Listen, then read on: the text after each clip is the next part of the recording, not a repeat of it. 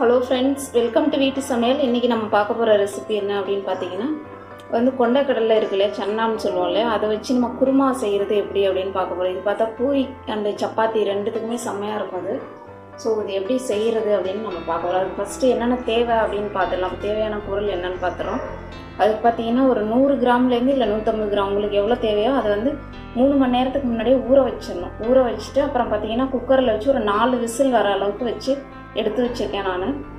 அதுக்கப்புறம் பார்த்தீங்கன்னா தேங்காய் பார்த்தீங்கன்னா பாதி ஒரு அரை முடி துளி வச்சுருக்கேன். அதை மிக்சியில் போட்டு அடிக்கணும். அதுக்காக அது கூட என்னெல்லாம் அடிக்கணும்னு பார்த்தீங்கன்னா இஞ்சி துண்டு ஒன்று இருக்கு இல்லையா, இஞ்சி துண்டு, அதுக்கப்புறம் அந்த 4 பூண்டு கொள்ளை வச்சுருக்கேன்.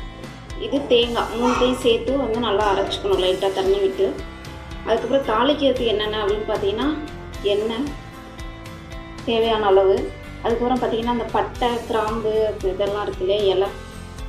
ஸோ இது கம்மியாக போடணும். ரொம்ப ஜாஸ்தி போட்டிங்கன்னா அது ரொம்ப ஃப்ளேவர் வேறு மாதிரி இருக்கும்.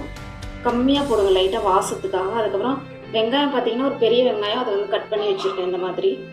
அதுக்கப்புறம் தக்காளி பார்த்தீங்கன்னா 2 சின்ன தக்காளி எடுத்திருக்கேன், அது கட் பண்ணி வச்சுருக்கேன். அதுக்கப்புறம் மிளகாத்தூள் பார்த்தீங்கன்னா 1 டேபிள் ஸ்பூன், அது போதுமானது. இல்லை உங்களுக்கு கொஞ்சம் ஜாஸ்தி வேணுன்னா போட்டுக்கலாம், இல்லை கம்மி வேணாலும் பண்ணிக்கலாம். எப்படி செய்கிறதுன்னு பார்க்கலாம்.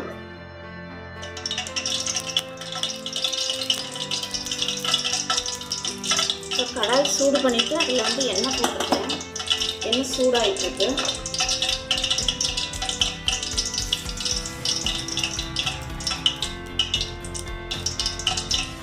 இப்போ பார்த்தீங்கன்னா பட்டை கிராம்பு எல்லாம் எடுத்து வச்சுக்கொள்ள அந்த இலை அது எல்லாத்தையும் சேர்த்துறோம்.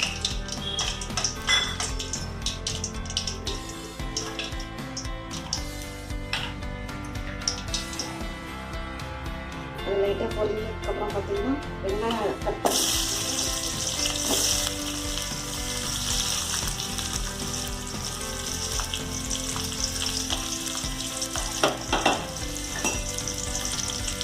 சேர்த்துட்டு நல்லா வதக்கணும்.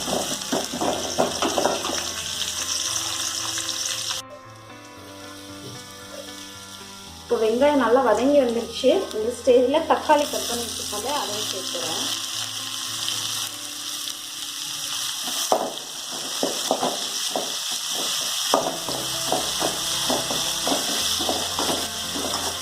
ஃப்ளேம் கொஞ்சம் கம்மி பண்ணி வச்சுட்டு இது வதங்குறதுக்குள்ளே நான் தேங்காய் அந்த இஞ்சி போட்டுருக்குள்ளே அதை அரைச்சிட்டு வந்துடுறேன்.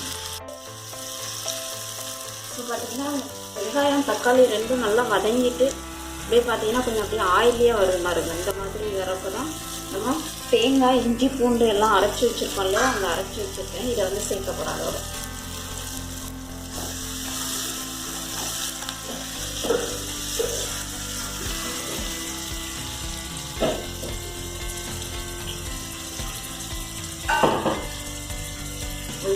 கலரில்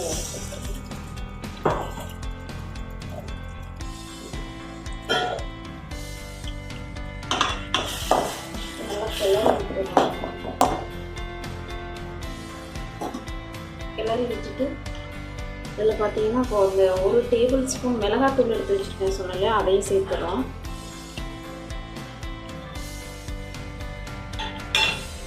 மிளகாத்தூளை சேர்த்துட்டு கிளறி வச்சுருங்க.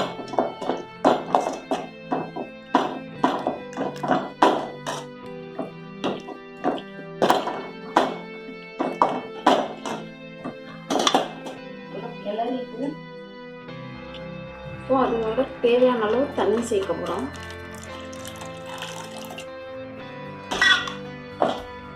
கொஞ்சம் தண்ணியாகவே வச்சுக்கோங்க, அப்போ தான் கொஞ்சம் கொதிச்சு வரப்போ நம்மளுக்கு திக்காக வரும். அந்த கன்சிஸ்டன்சி கரெக்டாக.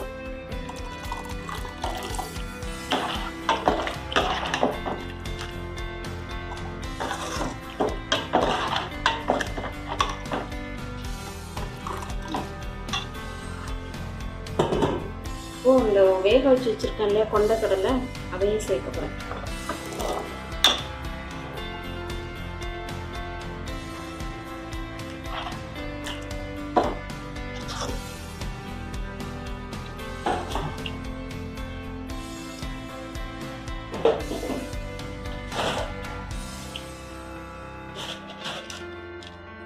அது கூட தேவையான அளவு உப்பும் சேர்க்க போகிறேன்.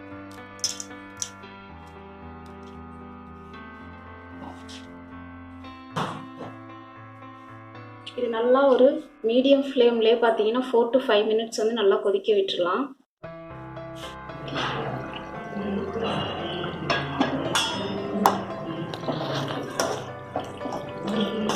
பார்த்தீங்கன்னா இப்போது நல்லா குருமா கொதிச்சு வந்துட்டு இந்த கன்சிஸ்டன்சி தான் நம்மளுக்கு கரெக்டான கன்சிஸ்டன்சி. பார்த்துக்கோங்க, இது செம்மையாக இருக்கும் பார்க்குறதுக்கு. அடிக்கடி திறந்து வந்து கிண்டி விட்டுருங்க, இல்லைன்னா அடி பிடிச்சிரும். Okay friends, chana kurma ready ஆகிடுச்சு. பாருங்கள், கலர் பார்த்தாவே அப்படியே அதை சாப்பிட்ணுன்னு இருக்கு இல்லையா, அந்த ஸ்மெல் அதுக்கு மேலே இருக்குது.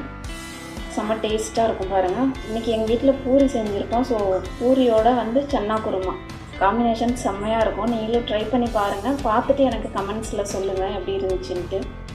இந்த மாதிரி நீங்கள் சாப்பிட்டு பார்த்தீங்கன்னா அதுக்கப்புறம் ஹோட்டலில் எல்லாம் ப்ரிஃபர் பண்ணவே மாட்டீங்க. சப்பாத்தி பூரியெல்லாம் பார்த்தீங்கன்னா இந்த குருமாவோட காம்பினேஷன் அவ்வளோ சூப்பராக இருக்கும். ஓகே ஃப்ரெண்ட்ஸ், இன்னொரு வீடியோவில் பார்ப்போம். See you. நம்ம சேனல் சப்ஸ்கிரைப் பண்ணலன்னா சப்ஸ்கிரைப் பண்ணிவிடுங்க.